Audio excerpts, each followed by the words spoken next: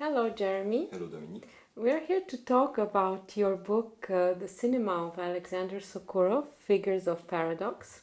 The first question I would like to ask is why another book on Sokurov? There has been a lot of excellent scholarship written about Sokurov in a variety of languages, in French, in Russian, of course, in English, in Italian, in Japanese, and many others.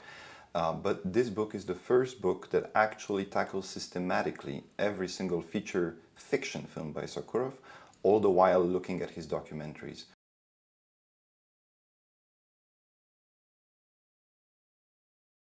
The fact is that Sokurov is a filmmaker who is at the intersection of a wide network of influences, and he himself reinvents cinema through that network of influences. Therefore, I think that it's very difficult, if not counterproductive, to try to just focus on one aspect without tackling the others, or to ignore some of the very important aspects of his biography, which explain a lot about his cinema.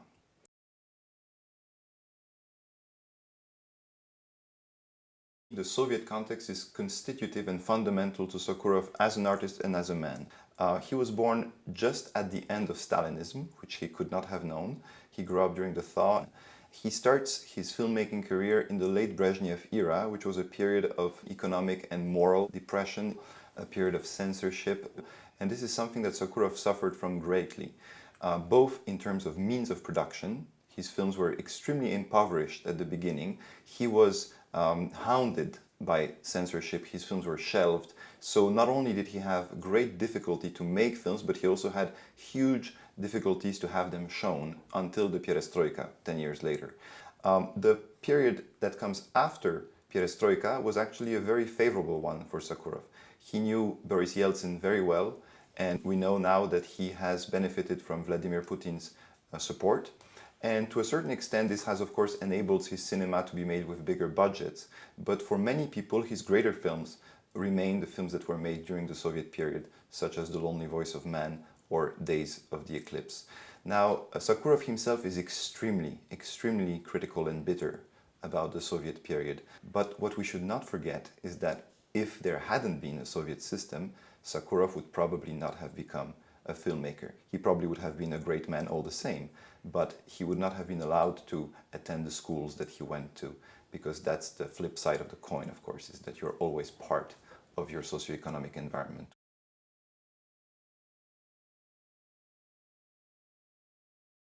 I think that the isolation to a certain extent is the relative term.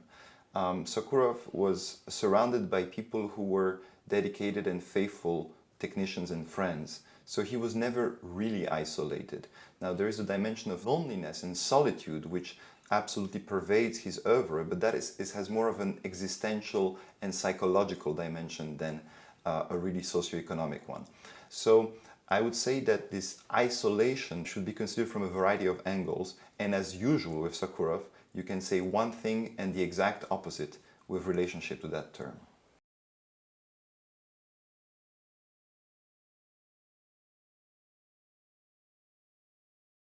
Sokurov brings you overt references.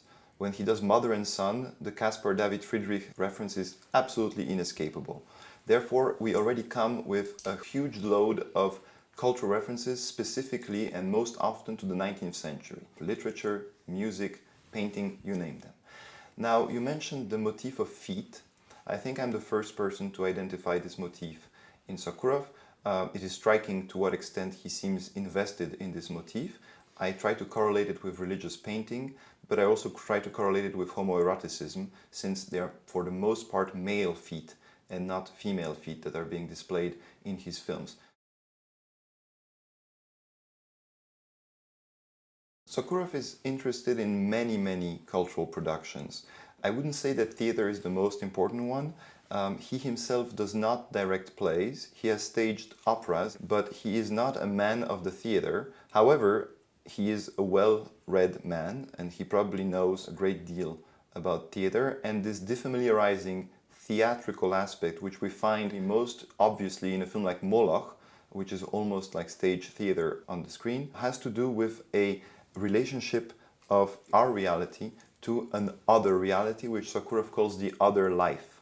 And I think that it's important for him to break down the very similar Hollywood-like illusion of suture and quote-unquote realistic cinema. And this theatrical, hieratic, semaphoric approach is something that helps him do so for certain.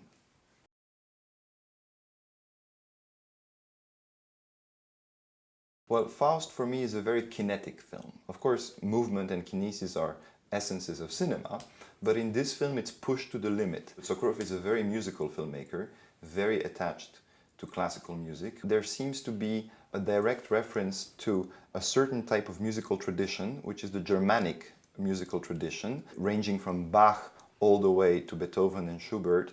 And the waltz as a circular movement seems to be embedded very much in the film, not only because of the multiple camera movements and using steadicam, gliding camera movements and the rapid agitation of the characters and the very, very physical way that they encounter each other, but also in the very structure of the film. The film seems to describe a satanic waltz of some kind. It seems to be a film that is heavily invested with the demonic and with some sort of dissimulation through movement. But as we know, the vast majority of Sokurov's films are more static. He does like painterly compositions which are less kinetic, and so Faust created in that sense a strong departure from his earlier style.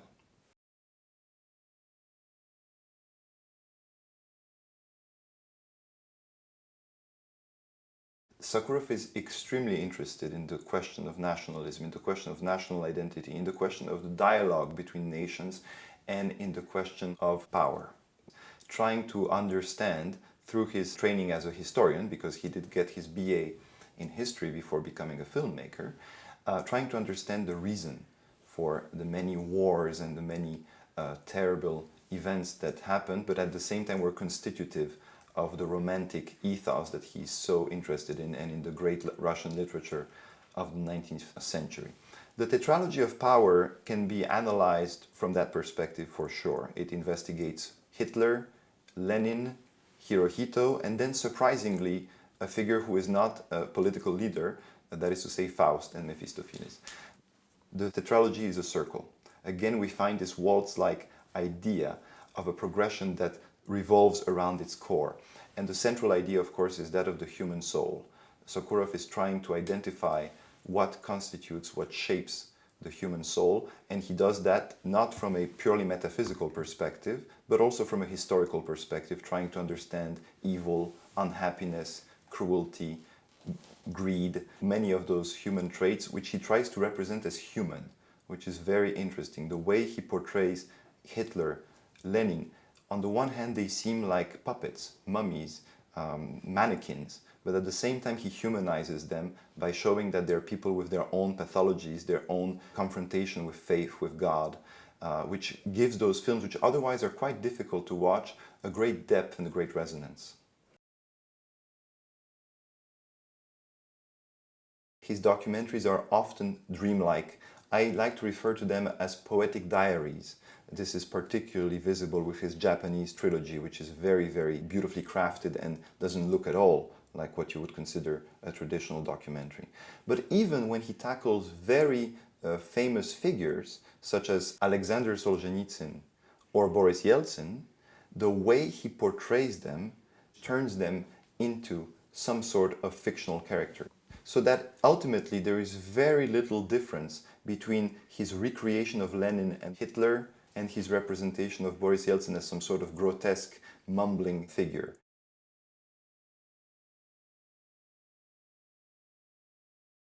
We cannot really divide Sokurov's documentary and fictional output. We have to talk about them together. The metaphor he uses to talk about this is that the documentaries are like a glass house. They are more fragile and more transparent, and the fiction films are more like houses. Their architecture is more developed. So the reason why my book focuses on the feature films is because the documentaries are embedded into the fiction films as the preliminary essays. They're lab works which lead thereafter to the fiction films. Sokurov is someone who is defined in his body, in his speech, in his daily routines, in his changes of mood, in his films themselves by duality and contradiction and, as is the term that emerges from the title of my book, by a form of paradox, but maybe not a paradox in the sense of an impossibility, but paradox in the sense of something that's paradoxa, that is next to the doxa, next to the official discourse. This is his great strength. He has managed, in spite of his difficult films, to make an oeuvre that imposed itself because he's found a way, he has found a place for himself, which is very important for any filmmaker, and particularly for a filmmaker who works in such a difficult context. Thank you very much, Jeremi. Thank you, Dominique.